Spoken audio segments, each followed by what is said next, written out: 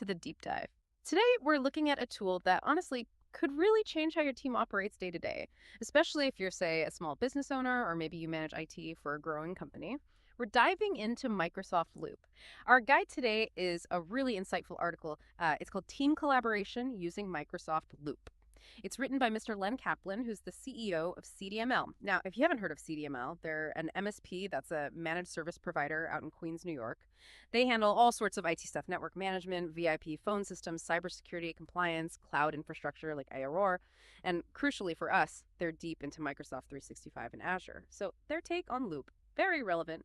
Our mission today is pretty straightforward: to figure out what Loop actually is, why it could be such a big deal for SMBs, and how you can realistically start using it like today. Okay, let's get into it. So the article kicks things off by saying Loop is like vital for today's work world, hybrid, fast-paced, all that.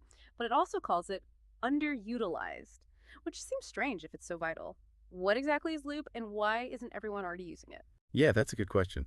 The article Team Collaboration Using Microsoft Loop calls it a next-generation productivity tool, and I think that fits. Basically, it's designed to stop that constant switching. You know the feeling. Bouncing between email, chat, docs. Loop lets teams kind of co-create and organize things together, but in a really modular way.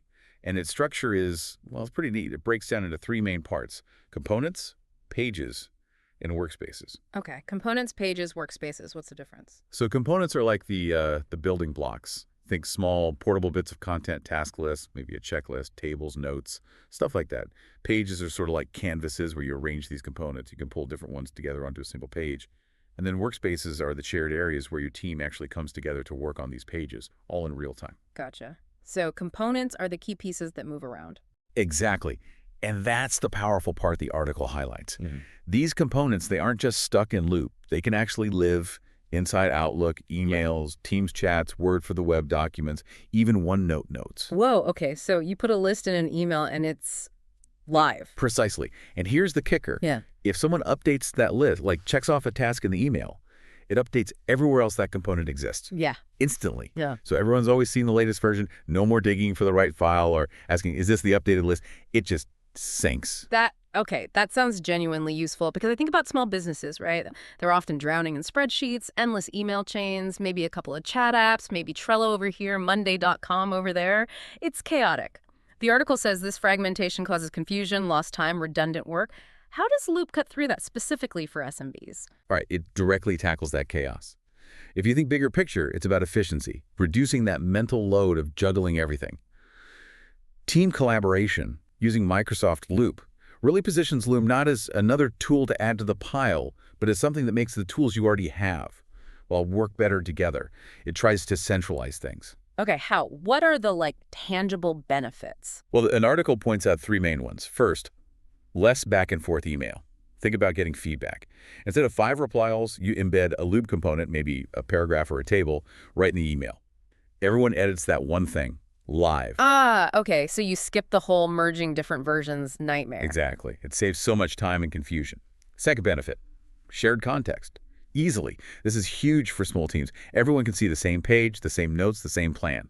Even if one person is looking at it in Teams and another is in Outlook, it keeps everyone literally on the same page without effort. Right. No more, wait, where's the latest plan? Precisely. And third, real-time accountability. You can assign tasks right within a Loop component, set dates, track who's doing what. But it's not just assigning. You see the progress as it happens. No need for constant check-in meetings, just for status updates.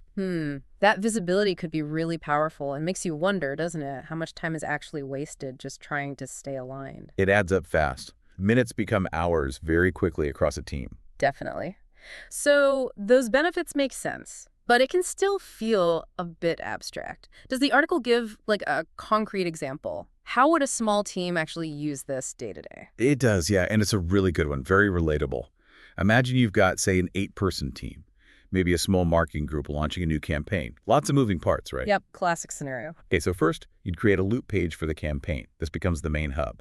On that page, you outline the goals, the milestones, list the deliverables, blog posts, social graphics, email, whatever. Right, the central plan. Then, on that page, you embed a Loop component. Let's say it's a task list component. You list out every single task needed, draft blog post, create graphics, set up email blast, Assign owners, set due dates right there. Okay, standard project tracking stuff so far. But here's the loop magic the article describes.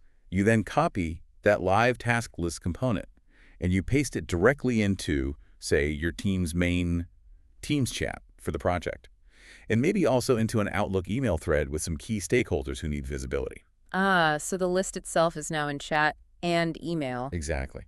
And the crucial bit is this. When Sarah finishes the blog post and checks it off in the Teams chat, that check mark appears instantly on the list in the Outlook email and on the main loop page. Live updates everywhere. Okay, that's cool. So no more, hey, did Sarah finish the blog post yet? Emails? None. Everyone sees the real-time status wherever they happen to be looking at that component. It's seamless. That's the shared context in action. That example really clicks. Okay, so for listeners thinking, all right, I want to try this, what are some easy first steps? According to the article, how can someone dip their toes in today? The article suggests 3 really simple ways to get started, which is great because you don't need some big rollout plan. First, maybe the easiest one, create a task list right inside Outlook or Teams. Next time you're writing an email or starting a Teams chat, look for that little loop icon. Looks like an infinity symbol. Click it, choose task list. Boom, you can start adding tasks, assigning people right there. It makes that quick follow-up list after a meeting actually actionable and visible. Okay, that does sound easy. Just click the icon. What's the second way? Second, you can start a Loop page in the actual Loop app. Just go to loop.microsoft.com, sign in with your work account. You can create a workspace like a project folder, and then add pages inside for different things. Goals, resources, meeting notes, tasks. This is better if you need to organize more than just one list, like a whole project's info. Makes sense. Central hub. And the third way? Third, and this could be a game changer for meetings. Replace your usual meeting notes with a Loop component. Instead of typing notes into a static document that gets lost, use a Loop Notes component during the meeting. Everyone can even add to it live. Then just share that component in Teams or email afterwards. The notes stay live, actionable, always up to date. Oh, I like that. No more hunting for buried action items. Exactly. The article also mentions there are some good YouTube tutorials out there too. If people want a visual guide, just search for beginner guides to Microsoft Loop. Great tips. So those are the starting points. But CDML, being pros, probably have some more advanced advice in the article, right? Any pro tips specifically for SMBs? They do. Team collaboration using Microsoft Loop includes 3 really solid pro tips for taking Loop usage to the next level. First, they suggest actively using Loop components instead of long email threads. Make it a conscious choice. If a discussion needs tracking or has clear actions, pop in a Loop component instead of hitting a reply all again. It cuts down noise massively. Yeah, fight the reply all monster. Good advice. What else? Second, this was a bit more advanced but powerful. Link Loop pages to Microsoft To Do and Planner using Power Automate.